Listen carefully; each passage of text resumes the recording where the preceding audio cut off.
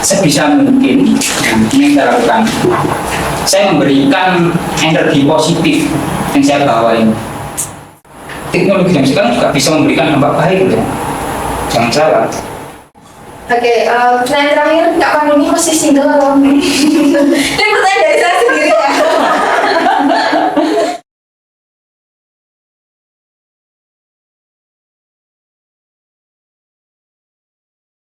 Halo Sobat Cagur, selamat datang di Podcast Time with Infocom, ruang ngobrol edukatif yang membahas dunia pendidikan dari berbagai sudut. Bersama saya Amanda Citra Bella sebagai moderator kali ini. Hari ini kita akan membahas topik yang super relevan dan juga menarik tentunya. Kita akan membahas terkait tantangan dan taktik menjadi guru di era revolusi industri 5.0. Era 5.0 ini beda dari sebelumnya karena nggak cuman teknologi yang canggih seperti AI, robot, ataupun metaverse, tapi juga soal bagaimana teknologi menyatu dengan nilai-nilai kemanusiaan. Nah, maka dari itu, menjadi guru di era revolusi ini penuh tantangan. Karena menjadi guru saat ini tuh bukan cuma soal mengajar menggunakan PowerPoint, Google Classroom, Zoom Meeting, ataupun sebagainya, tapi tentang bagaimana kita memberikan dan membimbing generasi muda dengan cara yang inovatif, kreatif, dan juga adaptif tentunya. Nah, yang lebih spesial lagi, hari ini kita ditemani oleh narasumber seorang guru muda atau yang biasa kita sebut sebagai guru Gen Z. Beliau bukan cuma mengalami perubahan ini secara langsung, tapi juga jadi bagian inovasi di dalamnya. Langsung saja kita sapa narasumber kita hari ini. Halo Kak Pandu. Halo Sobat Cagur. Oke, bagaimana kabarnya Kak Pandu? Alhamdulillah baik. Ya, alhamdulillah baik. Kalau dilihat dari ekspresinya Kak Pandu hari ini sangat berbahagia. Ya. Oke, kalau boleh tahu Kak Pandu akhir-akhir ini kesibukannya ngapain aja nih Kak Pandu? Ya, sibukan Kak Pandu sekarang mulai sedikit sibuk karena di hari Senin depan ini kita sudah mulai aktif atau saya sudah mulai aktif dalam mengajar karena kemarin habis selesai MPLS. Jadi waktu dari pagi sampai malam itu full kegiatan ya, mulai dari jam mengajar ya biasanya pulang jam 2. Terus aku nggak lupa menyisihkan waktu untuk olahraga. Jadi dari jam 2 itu jam 3 ya jogging atau berenang. Terus habis maghrib atau mau menjelang malam aku juga ngajar les seperti itu. Di waktu free atau waktu menyendiriku ya biasanya jam 9 ke atas seperti itu. Ini buka les-lesannya di rumah atau? Ya di rumah. Jadi ya sebenarnya nggak niat sih sebenarnya dulu itu. Berarti punya les-lesan sendiri gitu? Ya sebenarnya karena niatku ingin ya menolong ibu-ibu di sana yang anaknya kepingin belajar, ya udahlah ayo sini sama aku gitu. Jadi sebenarnya nggak ada niatan yang cukup serius untuk membuka les-lesan seperti itu. Oke, jadi Kak Pandu ini selain kegiatan di sekolah juga ada kegiatan di rumah kayak olahraga dan juga buka les-lesan. Ya. Oke, jadi mungkin kita langsung saja masuk ke pertanyaannya karena saya sendiri juga sudah kepo gimana perjalanan inspiratif dari seorang Kak Pandu guru muda ya. Oke, yang pertama ceritakan perjalanan Kak Pandu menjadi seorang guru dan apa yang membuat Kak Pandu nih memilih profesi tersebut. Karena kan banyak yang bilang kalau ngapain sih jadi guru, gajinya sedikit dan kesejahteraan guru di Indonesia juga masih kurang ya, apalagi guru honorer gitu. Ya, terima kasih.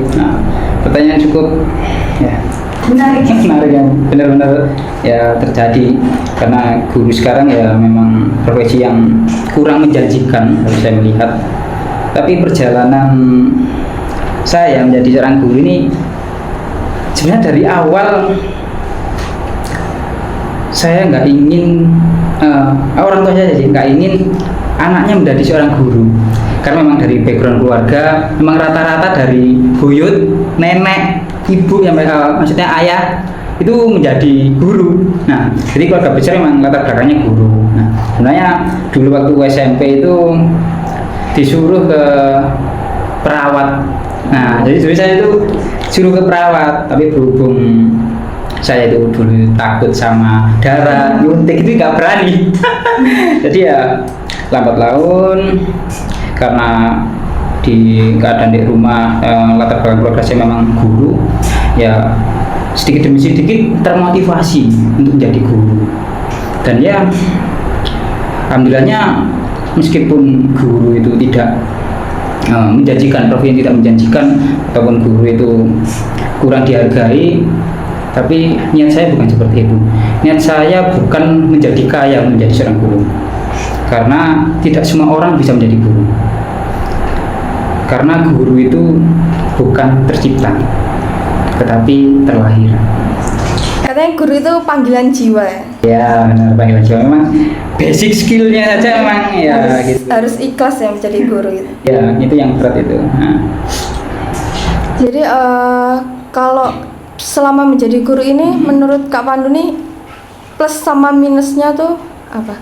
Kalau kita rasakan plus minusnya ya pastinya saya nggak bisa melihat sebenarnya apa kekurangan kelebihan, karena saya ini terlalu cinta gitu loh ke profesi ini. Ya gak peduli meskipun itu gajinya sedikit, meskipun itu kurang dihargainya oleh mungkin pemerintah, kurang dihargai, kurang seorang profesi guru ini kurang dihargai, tapi ya it's okay, gak apa-apa.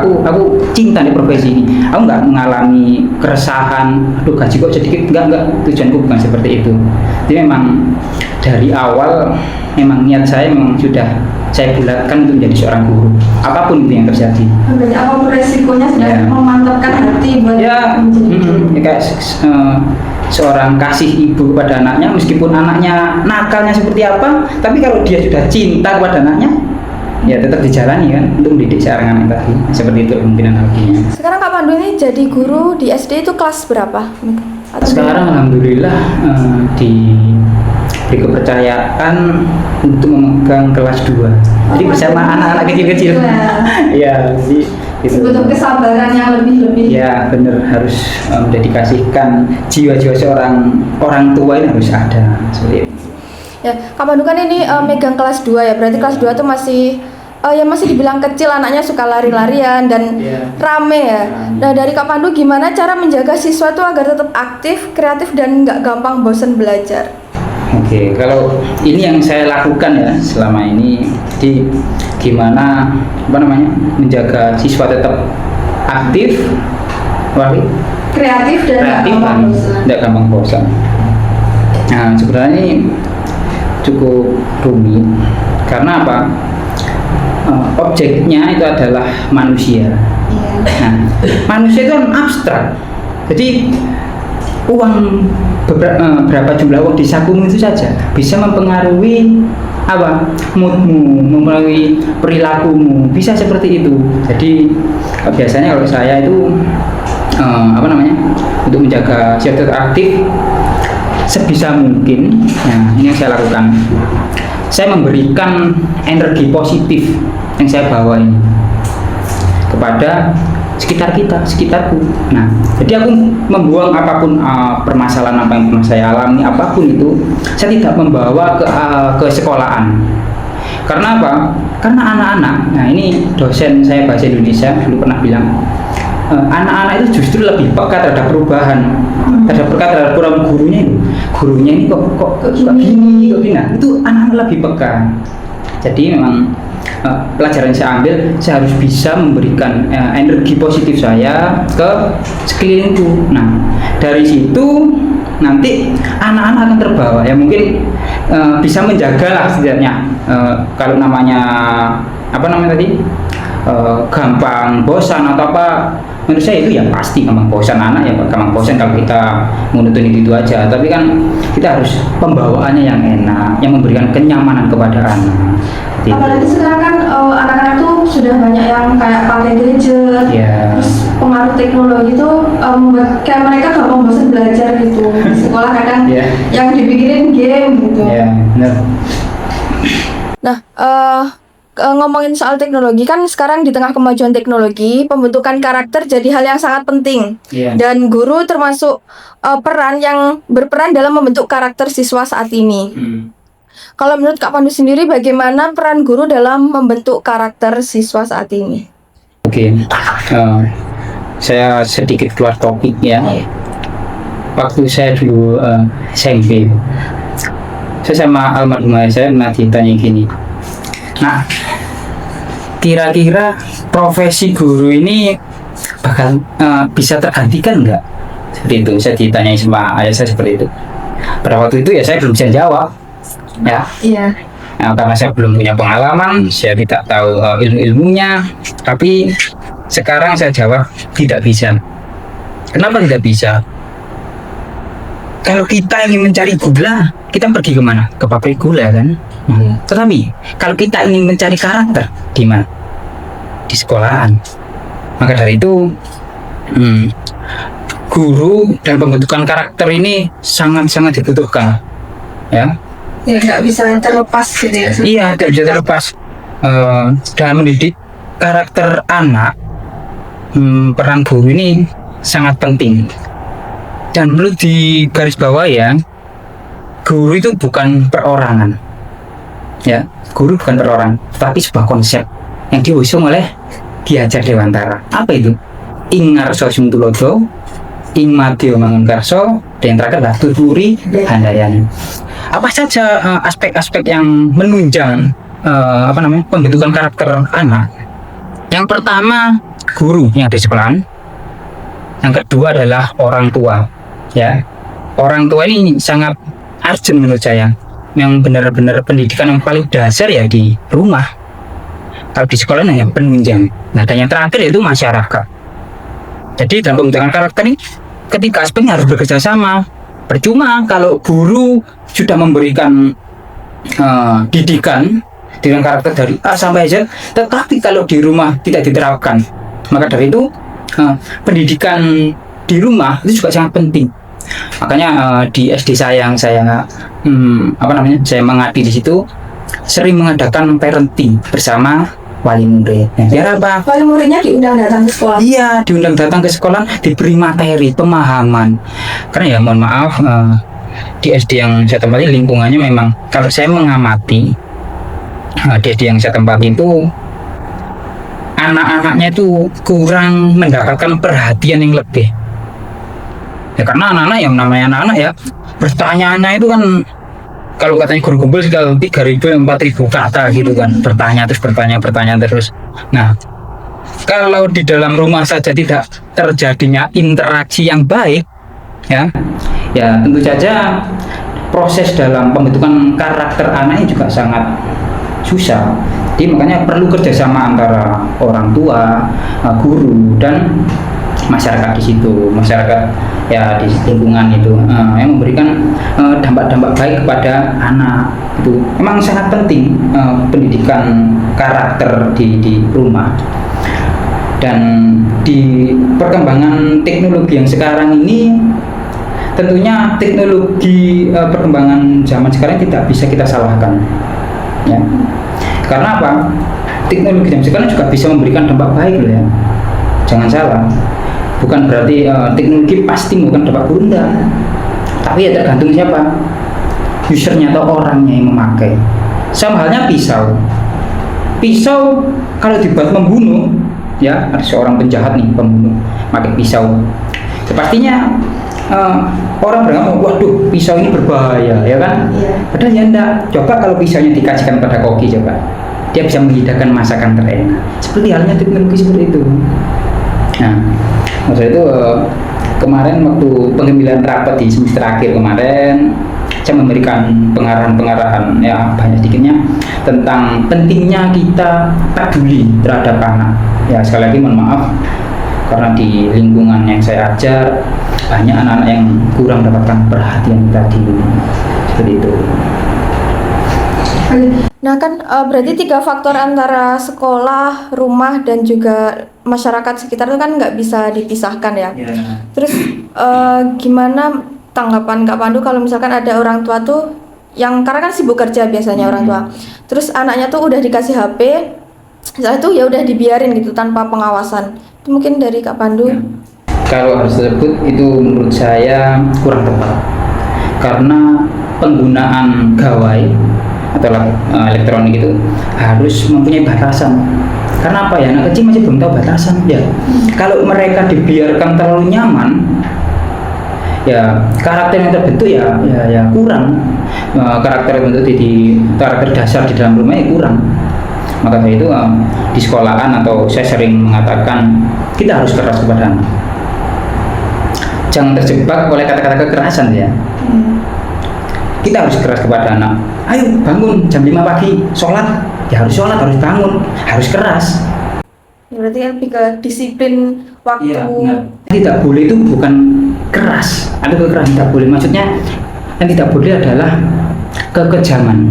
Nah, kita harus bisa membedakan mana keras dan mana kejam. Ini mohon maaf ya, agak kasar.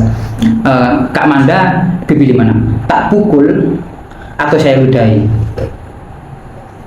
Dipukul. Dipukul kan? Ya. Karena apa? Karena kalau sudah diludahi, itu namanya kejam sudah. Soalnya sudah menyangkut martabat. Nah, seperti itu. Sama halnya kita dalam mendidik seorang anak. Perlulah halnya kita sekali-kali kita keras, kita harus tahu arahan. Kalau anak terlalu dibiarkan di zona nyaman, ya nanti ya kurang terbentuk ya. Iya, kurang terbentuk karena ya di kehidupan nyata ya nggak seperti ini, justru lebih keras lagi gitu loh. Tapi sekarang kan sedang disoroti kalau misal guru sedikit membentak muridnya, terus viral habis itu ya ada yang sampai dipanggil polisi juga itu. Ya, emang susah karena kita mau ini mau itu terkena HAM atau apa ya. Nah, tetapi pada dasarnya itu tadi adalah kurangnya kolaborasi menurut saya, kurangnya komunikasi antara guru, wali murid, dan masyarakat sekitar. Jadi harus paham orang tua itu, guru membentak, guru mencubit atau apalah itu, menurut saya itu bukan karena dia emosi atau apa, enggak. Menurut saya itu adalah kasih sayang. Saya juga pernah bentak murid saya. Saya juga pernah nyubit murid saya. Tetapi saya apa? Tujuannya bukan karena saya benci, karena saya dia marah atau enggak, tapi karena saya sayang kepada anak tersebut. Nah, kemarin paling murid juga saya beritahu, saya mohon maaf nih Bapak Ibu yang gitu, mohon maaf jika muridnya anak-anaknya pernah saya pukul pakai spidol, pernah saya coret-coret. Ya karena kalau anak nggak diberitahu mana jalan yang benar, mana ya kita nggak bisa membentuk karakter anak tersebut, seperti itu loh. Emang sekarang tuh anak kalau dia dibiarkan gitu-gitu aja kan kurang, mungkin karena nggak ada sedikit benturan jadi nggak bisa terbentuk dengan sempurna. Oke, selanjutnya kita akan masuk ke sesi Sobat Cagur bertanya. Kemarin sudah buat story di Instagram NGL dan ada beberapa pertanyaan-pertanyaan dari Sobat Cagur. Nah, akan membacakan pertanyaan pertama dari Sobat Cagur. Gimana sih caranya ngajak belajar anak-anak dengan seru dan masuk materinya, terutama gen alpha nih yang mudian banget. Karena gen alpha kan ya ini ya kemudian terus nggak bisa diem, pecicilan gitu. Nah, sekali lagi saya ini bukan guru yang sempurna ya. Saya garis bawahi dulu, guru tidak hanya mengajar, tetapi juga harus belajar. Nah, apapun yang saya katakan tersebut mungkin kebenaran yang belum kita sadari aja kesalahannya, seperti itu. Jadi gimana caranya membentuk gimana caranya ngajak belajar anak dengan seru dan materinya tuh masuk ya. Yang saya lakukan biasanya adalah membuat anak-anak merasa nyaman dulu. Nah, kalau kita dari awal saja kita sudah nggak bisa membuat anak-anak nyaman, nggak bisa membuat apa yang anak-anak mau, ya pastinya kita ya merasa kayak, aduh ketemu guru gimana nih, gimana nakal nih, jadi membuat murid tersebut nyaman. Saya juga sering melakukan apresiasi kepada anak-anak. Biar apa? Saya mendekati anak-anak yang seperti itu. Saya menganggap anak-anak sebagai menganggap gurunya ini sebagai rekan belajarnya, teman belajarnya, seperti itu. Jadi saya sama anak-anak sering mengapresiasi. Oh, tasnya kok cantik sekali, ini beli di mana? Karena ini kelas rendah ya. Beli di mana? Ya, anak-anak nggak usah diberitahu, nggak usah didoktrin, cetik harus ini harus, nggak perlu. Justru anak-anak malah senang malah kalau kita memberi apresiasi. Kita buat dulu kelasnya nyaman. Nah, habis itu masuklah, kalau kita sudah nyaman, masuklah metode atau apalah itu masuk ya. Masuk yang itu karena anak-anak sudah merasa nyaman, ya mau nggak mau mereka akan merasa oh banyak sedikitnya peran-peran ilmu yang saya lakukan, pasti anak-anak yang menganggap oh setidaknya healing lah gitu, intinya gitu. Nah, dalam saya melakukan hal tersebut nantinya kok menganggap saya sebagai rekan belajarnya, itu harus dibatasi menurut saya. Kita juga harus sekali-kali memberikan keras kepada anak. Soalnya apa? Kalau kita selalu memberikan kenyamanan anak tadi, ya itu tadi, nanti lama-lama anak itu istilahnya kalau dalam Jawa itu nggak punya unggah-ungguh, ngelama. Nah, jadi mungkin calon-calon guru nanti tahulah gimana nanti mengelola kelas dengan nyaman gitu. Jadi kita boleh nyaman, boleh anak menganggap menganggap saya sebagai teman boleh, tapi ya itu harus ada batasan. Nah, karena kalau nggak dikasih batasan, ya nantinya anak akan nggak punya unggah-ungguh itu tadi gitu. Jadi poinnya kayak kita mendekati siswanya terlebih dahulu, membuat suasana kelas nyaman tapi tetap ada batasannya. Harus ada batasan gitu. Pertanyaan yang kedua, Min tips jadi guru Gen Z yang asik abis. Sebenarnya anak-anak ini emang lucu ya. Jadi gimana jadi guru asik? Sering ngobrol sama anak-anak. Bercanda. Iya, diajak bercanda, sering ngobrol. Karena memang, tapi ya mohon maaf, nggak semuanya harus melakukan guru yang asik, nggak harus guru yang asik. Guru harus menjadi dirinya sendiri, itu malah lebih baik menurut saya. Guru punya ciri khas masing-masing. Nah, karena guru mempunyai ciri khas masing-masing. Kalau saya ya kebetulan aja, karena saya emang anaknya ini dari dulu memang saya ini hiperaktif, memang suka ceria, memang suka gini, memberikan energi saya ke sekitar. Nah gitu, jadi sudah bawaan aja. Kalau saya pada anak-anak gitu, saya sering bercanda, sering guyon lah intinya gitu. Jadi anak-anak biar merasa nyaman saat bersama saya gitu.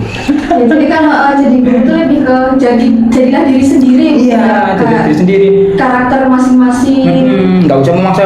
Aduh, aku kok aku ini nggak suka bercanda kok, harus disuruh bercanda terus sih gimana ya kan, capek lama-lama. Kalau kita menjadi diri sendiri, nah apa kelebihan kita bisa kita maksimalkan di situ untuk mendidik anak-anak gitu. Nah, tapi juga perlu diingat tugas pokok guru ini tidak hanya membuat asik saja ya.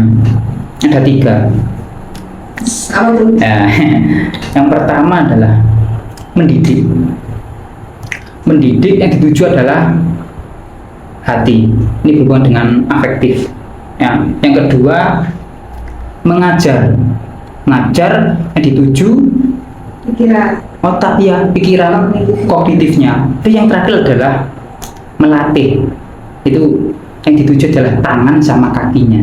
Nah, itu berhubungan sama melatih anak supaya terampil seperti itu. Nah, itu tugas pokok guru menurut saya juga itu harus tidak terlepas dari namanya mendidik, namanya mengajar, dan terakhir terampil, melatih seperti itu. Jadi nggak hanya asik-asik tok, tapi kalau kita melalaikan 3 tersebut ya gimana ini? Karena tugas utama guru kan juga mendidik generasi muda, nggak cuma asik-asik aja. Iya, nggak cuma asik-asik aja, nggak hanya kebutuhan konten semata aja, nggak bisa seperti itu. Ya, banyak yang ngajar terus live TikTok, tapi melupakan tanggung jawabnya sebagai guru. Biasanya itu ngajak anak-anak membuat tren-tren gitu aja. Tapi ya sekali lagi itu di waktu luar pelajaran kayak gitu, biar anak-anak ya seneng aja ngikutin zaman gitu. Oke, lanjut ke pertanyaan selanjutnya. Apakah Kak Pandu punya momen tak terlupakan saat mengajar? Ceritakan dong. Ini saya alami waktu saya awal-awal mengajar. Mohon maaf Kak Pandu ini mengajar dari tahun berapa berarti? Saya mengajar dari tahun 2023. Berarti udah 2 tahun ini. 2 tahun, kurang lebih 2 tahun. Nah, ini pengalaman. Ya ini mohon maaf ya. Saya mengajar itu waktu di kelas itu ada seorang anak yang memang namanya anak-anak ya. Dia BAB di celana. Nah, dia BAB di celana.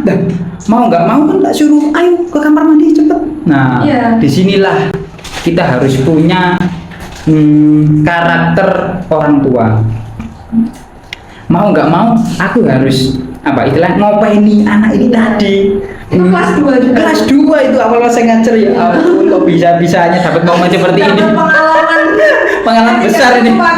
Iya, jadi langsung waduh ini belum. Saya juga bingung gitu. Waduh, saya nggak pernah. Tapi mau nggak mau, gimana perasaan kita harus bisa menjadi seorang orang tua di situ.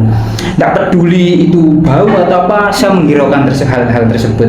Dia dan masalahnya anak tersebut kayak nggak bisa ngelepas celana. Iya, nggak bisa pakai baju sendiri. Jadi aduh, alamak. Dan untungnya saya juga calling orang tuanya untuk ngurusi anak tersebut ya. Ya gitulah, sering mendapatkan pengalaman tidak terlupakan seperti itu. Karena masih anak kecil juga kan ya. Iya. Jadi pasti banyak hal pengalaman yang lucu-lucu dari mereka. Jadi poin intinya yang dapat, kita harus bisa memiliki jiwa orang tua seperti itu. Apalagi kan di SD ya, SD Iya. jadi jiwa-jiwa keibuan dan ke bapak-bapaknya ini harus. Oke, pertanyaan terakhir, Kak Pandu ini masih single atau? Ini pertanyaan dari saya sendiri ya. Kak Pandu sekarang masih single. Kak Pandu fokus kepada dirinya dulu, menyelesaikan ya problem-problem yang di sekitar saya harus selesaikan dulu. Nanti kalau memang sudah siap, nah barulah Memperbaiki diri dulu. Iya. Ya, dirawat dulu kebunnya sendiri ya, biar kupu-kupu datang sendiri kan. Gitu. Benar. Oke, tidak kerasa ya kita sudah berada di penghujung obrolan. Itu artinya kita harus segera mengakhiri obrolan ini. Terima kasih Kak Pandu yang telah meluangkan waktunya. Keren sekali ya cerita inspiratifnya. Di sela-sela kesibukan Kak Pandu, beliau menyempatkan hadir di podcast with Infocom ini. Semoga obrolan hari ini bisa menjadi motivasi bagi pendengar kita, terutama bagi calon pendidik. Nah, sampai jumpa di episode berikutnya. Tetap semangat dan menginspirasi. Saya Amanda Citra Bella pamit undur diri. Salam edukasi.